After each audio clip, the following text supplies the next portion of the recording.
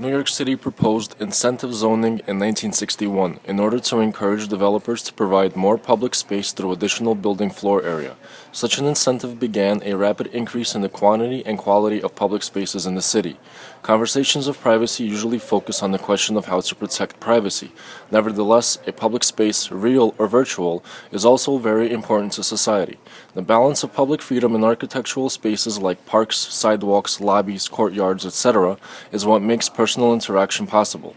Architectural design is crucial in making legible the line between public and private, because it is this relationship that affects people's daily experiences and their urban habitats.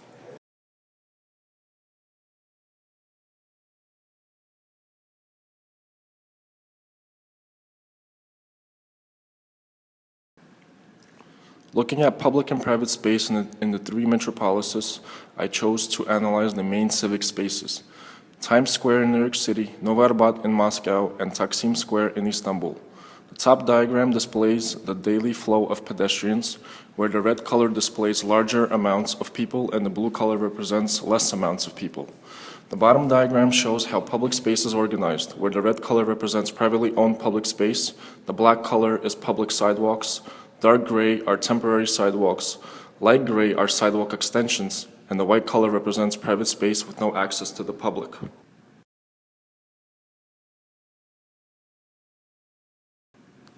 Sidewalks are a means of communications.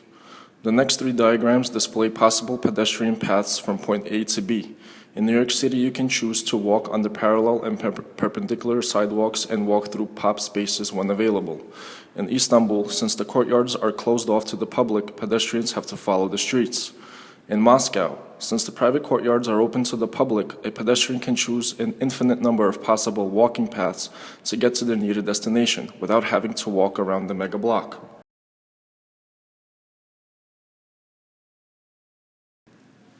When analyzing these paths in detail, we can see the difference in the quality of the experience being perceived by the pedestrian. In Moscow, the pedestrian is surrounded by a more people-scale 5 to 6 story building environment, and when entering the courtyards, pedestrians can observe a completely different environment from the busy streets.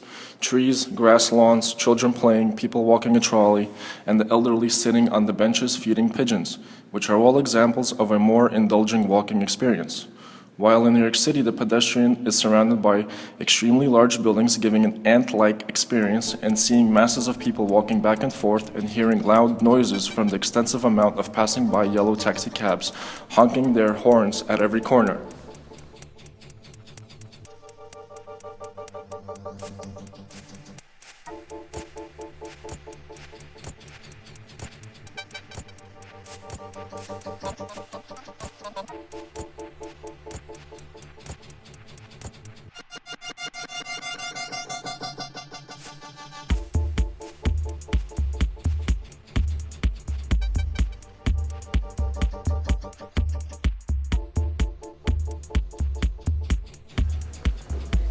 When looking at the organization of public and private space in a vertical perspective, public space and all known activities for human beings are maintained on the ground level with private space above, creating a hamburger of events on one plane.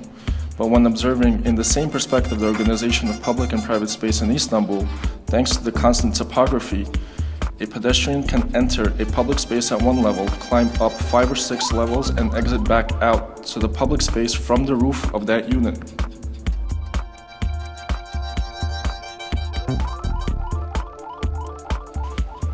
Kartal Pendik site. For more than 70 years, this area has been separating the Kartal and Pendik neighborhoods with an industrial program. Zaha Hadid's master plan is reconnecting the two areas together, but unfortunately, it is not taking into account the existing residential neighborhoods. Her master plan is dictating the demolition of the existing urban fabric, which can serve as a historical area for future generations.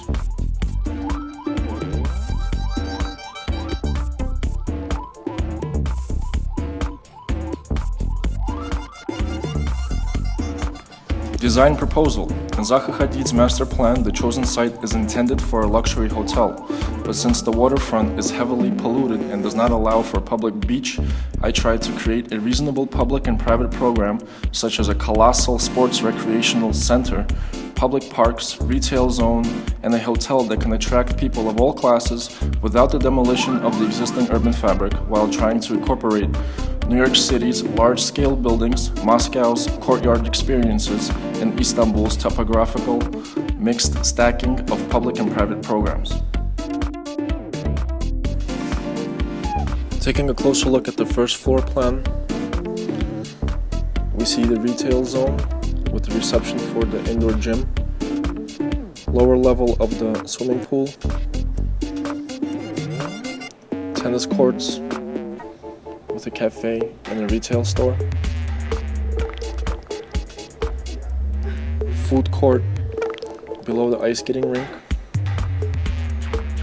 indoor parking, soccer field entrance, and a restaurant on the first level of the hotel with offices to the right.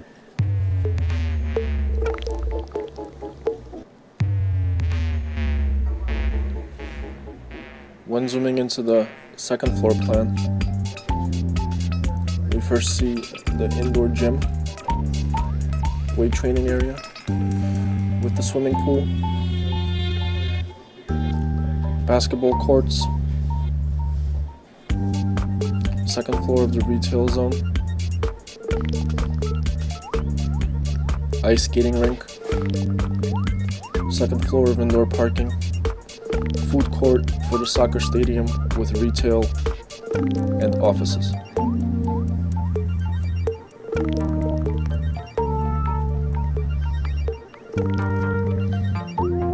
When looking into the section elevation, we see a hole for light to illuminate the entrance of the void that leads to the courtyards.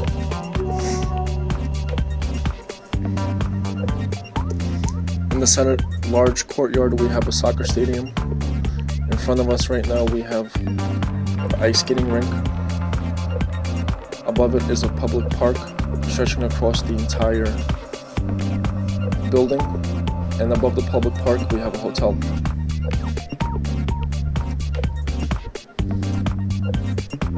Rendering of an inner courtyard with numerous amounts of different activities and interaction amongst the people. Public park that is cutting across the entire building.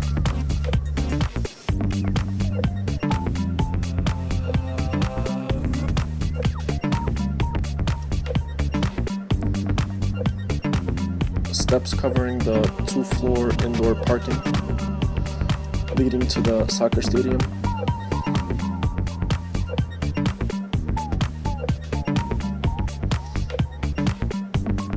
Front facade view from the oceanfront